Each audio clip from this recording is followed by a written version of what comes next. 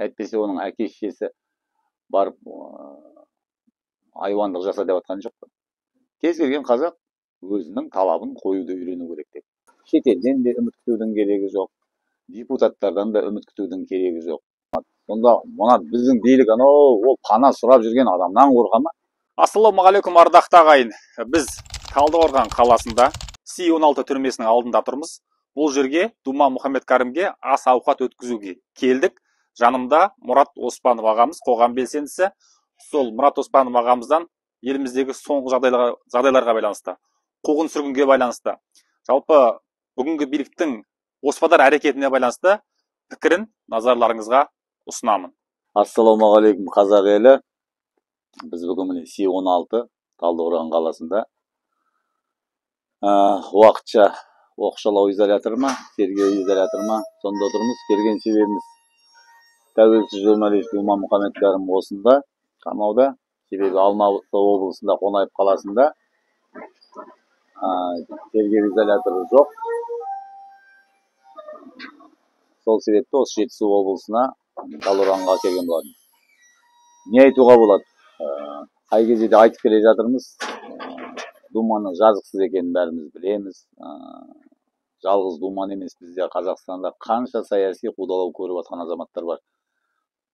Саяси емес деп жүрген, кеше қаңтарда сотталған азаматтар бар. Керісінше, нағыз саяси сол азаматтар. Өйткені саясаттың құрбаны. Оларды әйтеуір жала жауып, Тоқаевтың 20 мың террористі келді дегенді білдіру керек.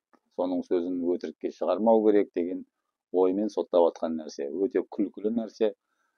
16 жылға соттау деген. Ал енді Думанға келсек, Думандікі Францияда отырып эфирге шыққан Мұхтар Әбіләзовтың сұхбат алған үшін негізі де. Сонда бұл билік Әбіләзов Қазақстаннан қашып жүрген азамат. Сол жақтан пана сұрап барған азамат. Сонда мына біздің билік ол пана сұрап жүрген адамнан қорқа ма? Содан қаша ма түсінбейміз. Тек келетін бір-ақ ой, Қазақстанда ақиқат айтылмау керек. Қазақстандағы сөз бостандығына ерік бермеу керек. 30 жылдан бері құлдық санаға апарып тастаған сол құлдық санамен халықты әлі де ұстап тұру керек. Жауап біреу-ақ. Енді соны халық түсіну керек. Бізді осылай құлдық санада ұстап отыр ғой дегенді. Қай кезде халықтың санасы ашылады. Қай кезде рушылықтан арыламыз.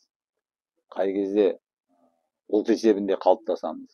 Қазақ жаман деген сөзге намыстанатын уақытқа жетуіміз керек. Сол кезде бәрі қалпына келеді. Әр қазақ менің жалғызым деген ұранды ауыздағы сөз күйінде емес, іс күйінде жасасақ. Енді қазір Думанның қорғаушысы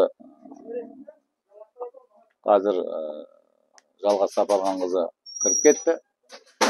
Думанның денсаулығы да мәз емес. Соны енді нақтысын қазір Жалғас келгеннен кейін білеміз.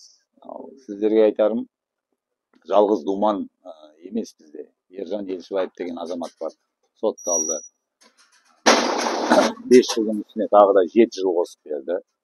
Оның кінәсі өзінің елінде тұрып жатыр, өзінің қаласында жұмыспен қамтамасыз етіңдер деген сөз үшін, сол жердегі ақиқатты айтқан үшін,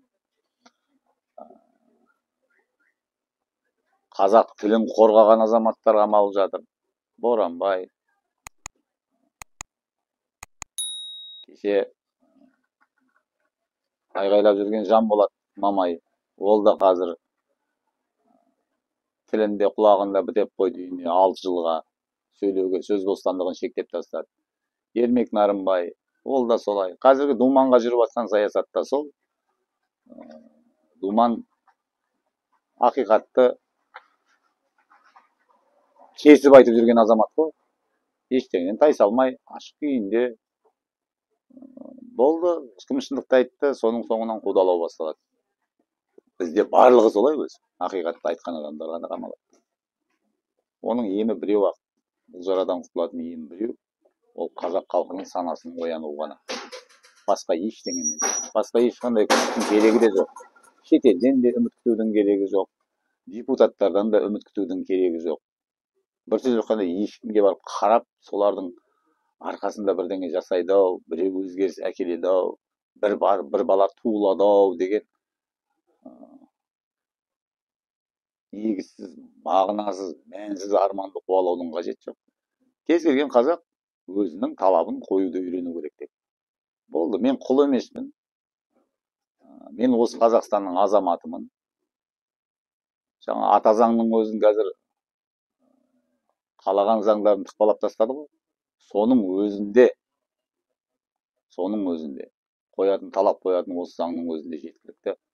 Сот жүйесіндегі азаматтарда, мынау ішкі істердегі азаматтарда, оларда да ұят бар. Бірақ ұлттық сана жоқ, ұлттық мүдде, рухани байлық деген нөл. Солдың кесірі. Әйтпесе оның әке-шешесі барып айуандық жаса деп атқан жоқ.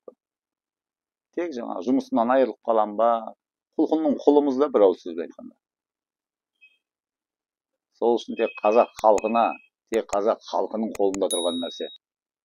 Соны халық түсіну керек. Кез келген ауылдың ақсақалы түсіндіру керек соны. Балам, сен Найман үшін ғана күйіп түспе, адай да сенің бауырың. Адайдың ақсақалдарды айту керек. Ру қыз алысу үшін, тегіңді білу үшін керек нәрсе ғой, оны жоққа шығаруға болмайды. Ал енді қазір бір Найман жаман десінші адайлар. Шығыстан Наймандар батысқа барады. Адайлар да сондай. Адайлар жаман деп бір Найман айтсыншы, батыстан шығысқа жетіп береді. Ал қазақ жаман десе, бәрі дым болмағандай отыра береді. Біздің ең әлсіз тұсымыз осы да. Қазақ жаман дегенде шапқылап бару керек. Әр қазақ менің жалғызым деп қарайтын болса, бізде жезөкше қыздар да болмайды. Өйткені сен ағасысың оның. Бала да тастанды болмайды. Соны ойланайық, ең бастысы. Сол айтарым, әйтпесе бәрі де айтылып жатыр ғой. Ел түзелу керек. Рахмет баршаңызға. Міне, ардақты ағайын, Мұрат ағамыздың пікірі осындай болды.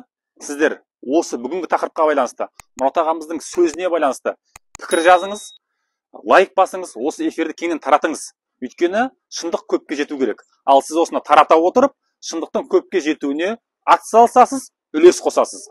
Ардақты ағайын, біз тек сіздерге арқа сүйейміз. Сондықтан осы YouTube арна ары қарай жұмыс істесін десеңіздер, осы YouTube арнаның астында көрсетілген Каспий картаға қолыңыздан келгенше, мүмкіндігіңізше ақша аударып, осылай біздің жүріп тұруымызға, қуғындағы азаматтарды көмектесіп, соларға ақпараттық қолдау білдіруімізге сіз де көмектесе аласыз.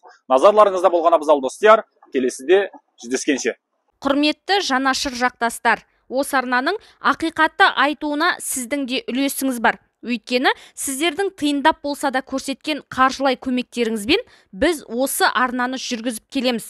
Арнаның қазіргі жетістікке жетуі сіздердің арқаларыңызда.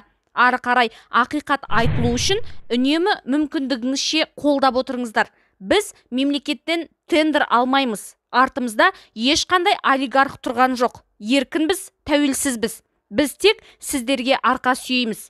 Донат жіберемін деушілерге Каспий картамыз 4400 4302 90 34 12 36 877 426 53 86. Арнаны бірге құрайық.